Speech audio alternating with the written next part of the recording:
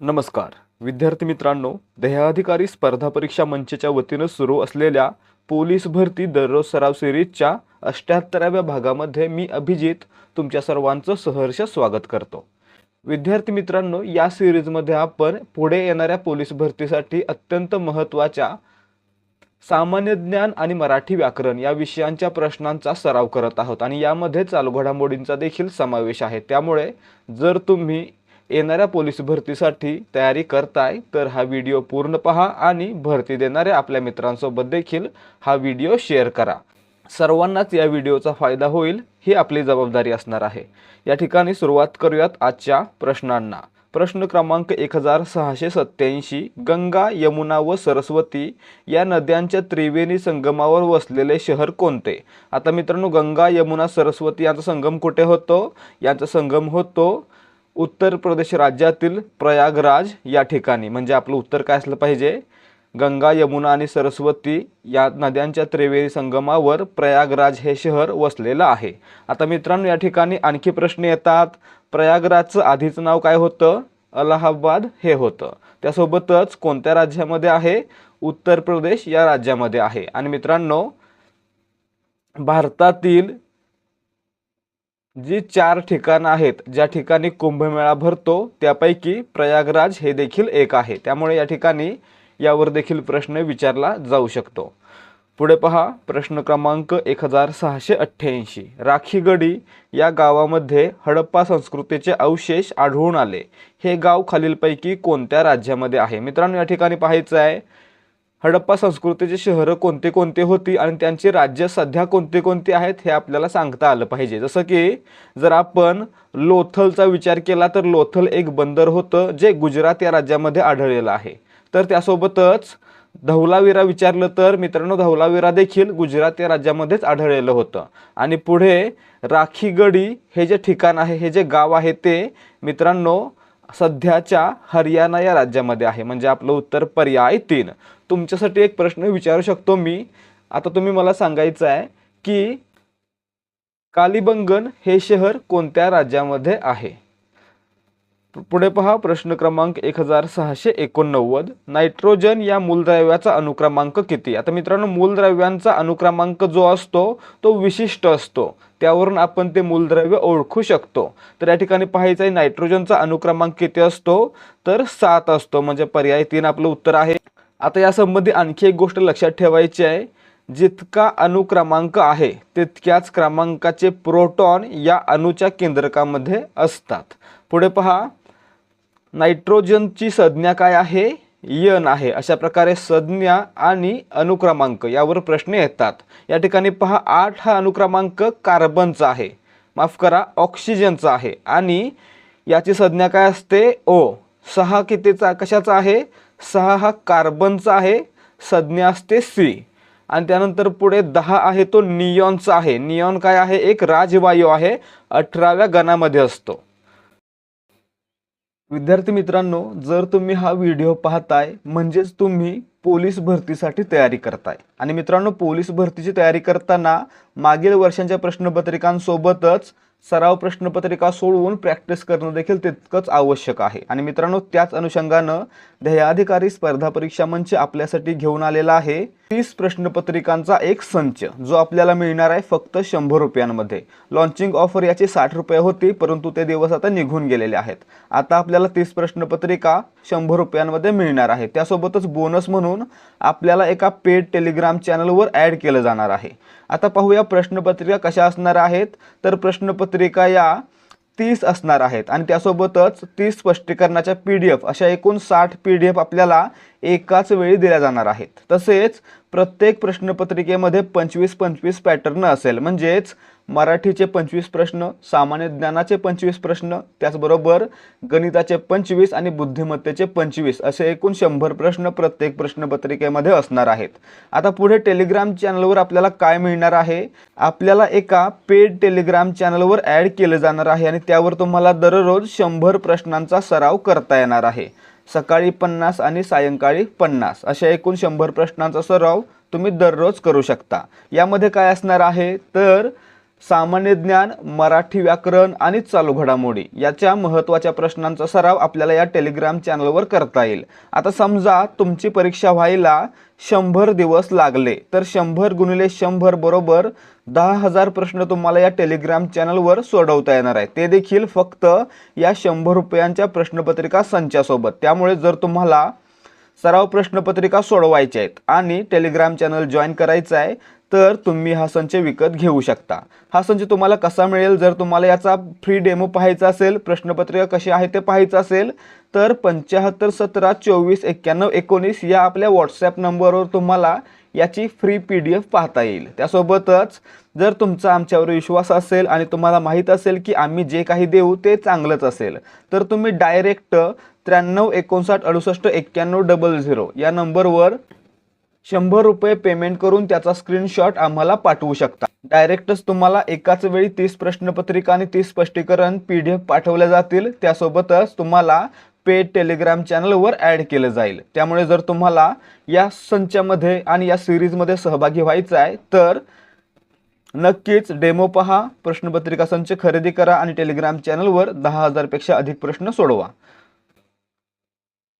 प्रश्न क्रमांक 1690, राजा राममोहन रॉय यांच्या मृत्यूनंतर टिंब हे ब्राह्मो समाजाची आठवड्याची प्रार्थना घेत असत। मित्रांनो, राजा राममोहन रॉय यांचा मृत्यू झाला त्यानंतर रामचंद्र विद्याबागीश हे ब्राह्मो समाजाची आठवड्याची प्रार्थना घ्यायचे, म्हणजे आपलं उत्तर पर्याय 4 असणार आहे। लक्षात ठेवायचं आहे, रामचंद्र विद्याबागीश ब्राह्मो समाजाची आठवड्याची प्रार्थना घ्यायचे।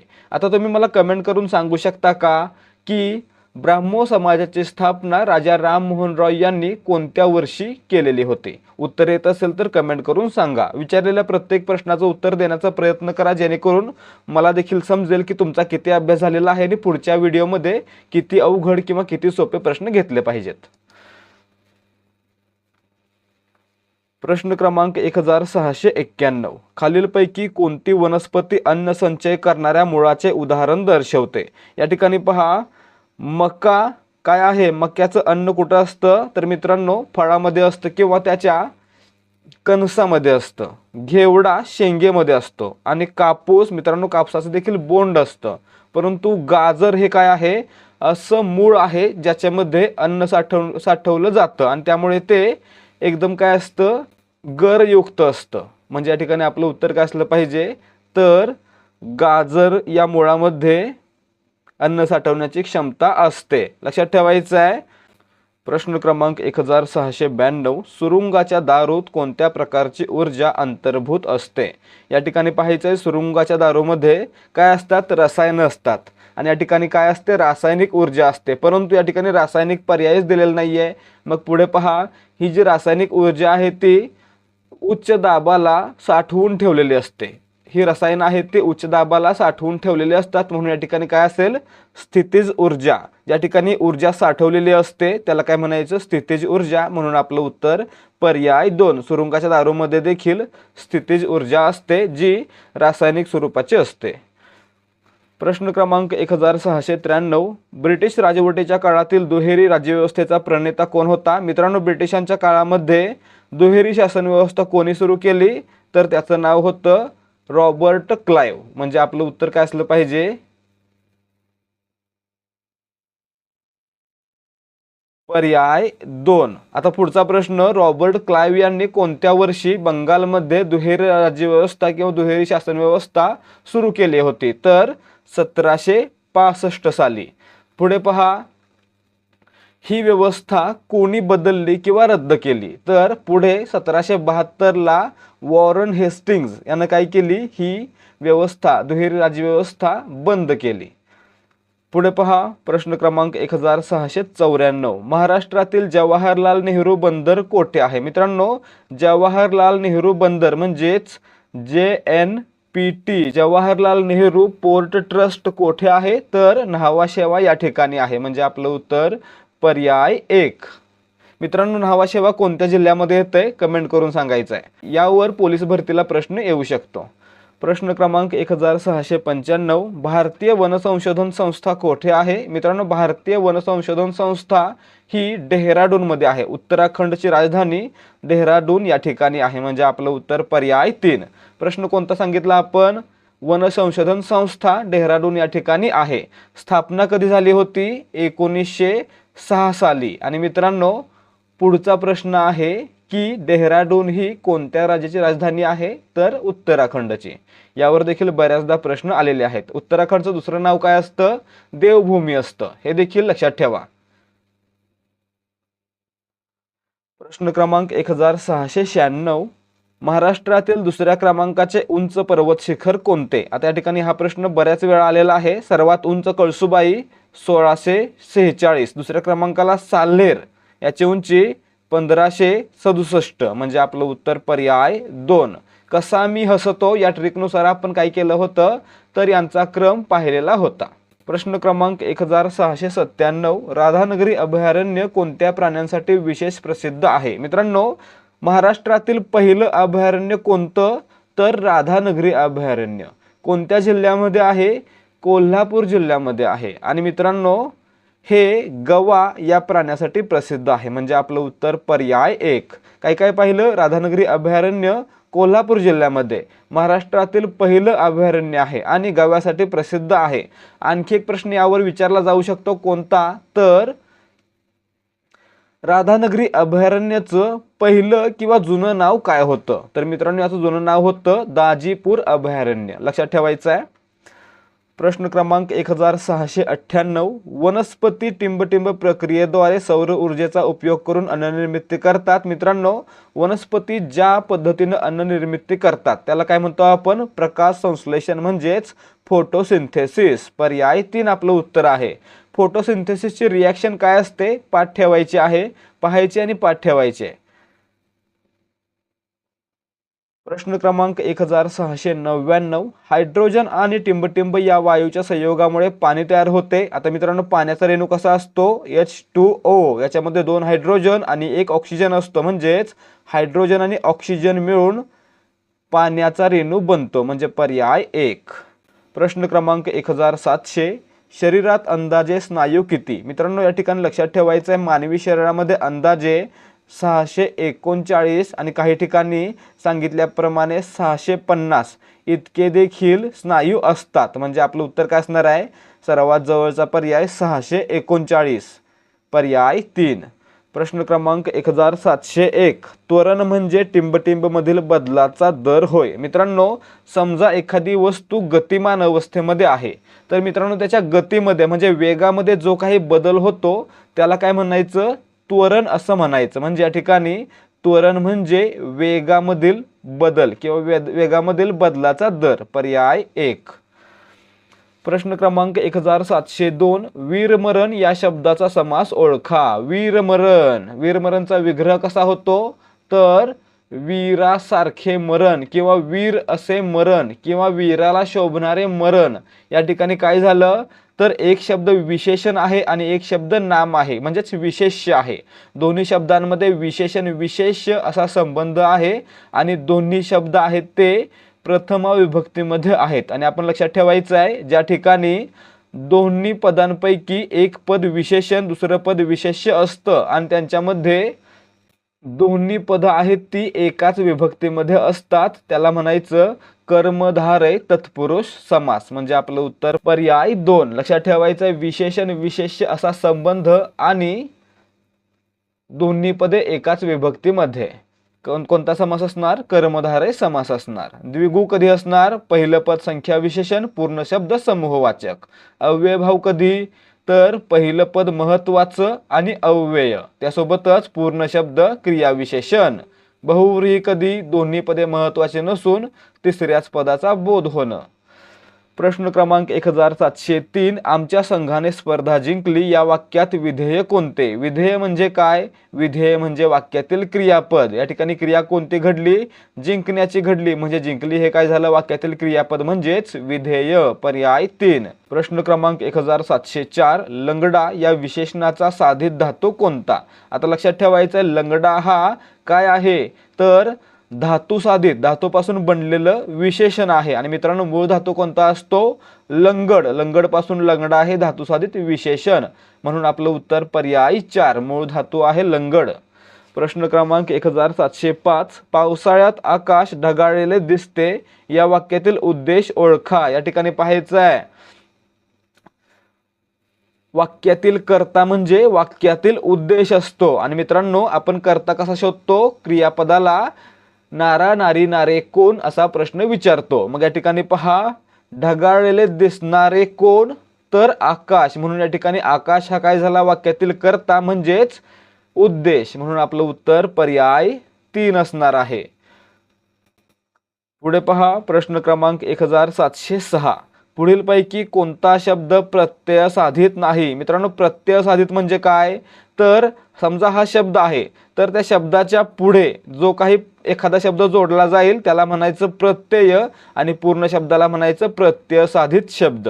आता या ठिकाणी पाहायचं आहे लेखक मध्ये अक हा काय आहे? तर प्रत्यय आहे, म्हणजे हा काय? प्रत्यय साधित. झोपाळू या ठिकाणी झोपला, ळू हा प्रत्यय लागलाय म्हणजे हा देखील प्रत्यय साधित. पथिक या ठिकाणी पथला इक हा प्रत्यय लागलाय म्हणून हा देखील काय? प्रत्यय साधित. परंतु पुकार, पुकार काय आहे मित्रांनो? पुकार म्हणजेच या ठिकाणी एक शुद्ध शब्द आहे. या ठिकाणी कोणत्याही प्रकारचा प्रत्यय किंवा उपसर्ग लागलेला नाही, म्हणून पर्याय 1 पुकार हा प्रत्यय साधित शब्द नाही. इतर 3 प्रत्यय साधित आहेत. प्रश्न क्रमांक 1707 रात्र या शब्दाच्या समानार्थी पर्यायांचा पुढीलपैकी गट कोणता? मित्रांनो रात्राला समानार्थी शब्द कोणते आहेत? रजनी, निशा, यामिनी, म्हणजे आपलं उत्तर पर्याय 3. प्रश्न क्रमांक 1708 खालीलपैकी कोणता वर्ण दुसऱ्या वर्णावर स्वार होतो? तर या ठिकाणी पहा अनुस्वार, म्हणजेच हा वर्ण आहे तो आधीच्या वर्णावर स्वार होतो, म्हणून आपलं उत्तर पर्याय 1. प्रश्न क्रमांक 1709 कवितेच्या चरणाच्या शेवटी किंवा ठराविक ठिकाणी एक किंवा अनेक अक्षरे वेगळ्या अर्थाने आल्यास टिंबटिंब अलंकार होतो. आता मित्रांनो कवितेच्या चरणाच्या शेवटी एखादा शब्द आहे असा रिपीट झाला किंवा शब्दाच्या शेवटची काही अक्षरे रिपीट झाली, पुन्हा आली, तर त्या ठिकाणी यमक अलंकार असतो, म्हणजे आपलं उत्तर या ठिकाणी पर्याय 2 असणार आहे. यमक अलंकारामध्ये काय होतं? तर विशिष्ट ठिकाणी किंवा चरणाच्या शेवटी विशिष्ट अक्षर पुन्हा येतात किंवा त्यांची पुनरावृत्ती होते, म्हणून याला काय म्हणायचं? यमक अलंकार म्हणायचं. उदाहरणार्थ सुसंगती सदा घडो सुजन वाक्य कानी पडो. या ठिकाणी काय झालं? घडो मध्ये शेवटी डो आहे, तसेच पडो मध्ये देखील शेवटी डो आहे, याची पुनरावृत्ती होऊन यमक साधला गेलेला आहे. प्रश्न क्रमांक 1710 पर्यायी उत्तरात कोणता शब्द तद्भव शब्द नाही? तद्भव शब्द म्हणजे काय? सुरुवातीला पहा तत्सम शब्द म्हणजे काय? संस्कृत भाषा आहे, संस्कृतमधून एखादा शब्द जर मराठीमध्ये आहे असा आला तर त्याला म्हणायचं तत्सम शब्द, आणि जर त्याच्या रूपामध्ये बदल होऊन आला तर त्याला म्हणायचं तद्भव शब्द. मग या ठिकाणी पहा सासरा हा श्वसूर पासून बनला, श्वसूर या संस्कृत शब्दापासून बनला म्हणून सासरा काय? तद्भव आहे. त्यासोबतच भाऊ हा बंधू किंवा भ्रातापासून बनला म्हणून हा देखील काय? तद्भव आहे. कोवळा हा शब्द संस्कृतमधील कोमल या शब्दापासून बनला म्हणून या ठिकाणी कोवळा देखील तद्भव आहे. परंतु झोप हा शब्द काय आहे? झोप हा शब्द देशी शब्द आहे किंवा मूळचा मराठीतला आहे, म्हणून याला काय म्हणणार आपण? देशी म्हणणार, तत्सम किंवा तद्भव नाही, म्हणून पर्याय 3 झोप हा शब्द तद्भव शब्द नाही. प्रश्न क्रमांक 1711 विभक्तीची व्याख्या म्हणून कोणते वाक्य निवडाल? या ठिकाणी पाहायचं विभक्तीची व्याख्या म्हणून एक वाक्य निवडायचं आहे, किंवा विभक्तीची व्याख्या काय असते? तर ज्या नामाला विभक्ती प्रत्यय जोडलेला आहे त्या नामाचा वाक्यातील शब्दांशी येणारा संबंध ज्या विकाराने दाखवतात त्याला म्हणायचं विभक्ती, म्हणजे आपलं उत्तर पर्याय 1. तर विद्यार्थी मित्रांनो हे होते आपले आजचे प्रश्न. जर तुम्हाला आजच्या व्हिडिओमधील प्रश्नांची उत्तरं समजली असतील आणि व्हिडिओ आवडला असेल तर व्हिडिओला लाईक करा आणि आपल्या मित्रांसोबत शेअर करा. तसेच याचसारखे आणखी व्हिडिओ पाहायचे असतील तर आपल्या चॅनलला सबस्क्राईब करा. भेटूयात पुढच्या भागामध्ये. जय हिंद, जय भारत आणि जय महाराष्ट्र.